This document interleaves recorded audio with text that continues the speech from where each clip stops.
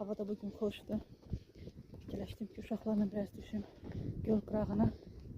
Həm biraz hava alaq, həm də biraz evdən uzaqlaşaq.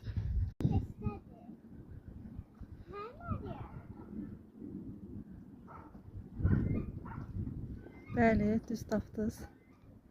Bura Bülbülə gölüdür. Bugün gölün əsl havasıdır. Tərtəmiz hava. Gözəl bir mənzərə. Burada yaxınlıqda abadlıq işləri gedir.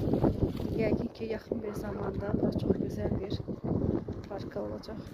İndi gəl bu yoxuşu çıxaq yuxarı. Düşmək yaxşı idi, amma çıxmaq biraz çətin olacaq. Getdik.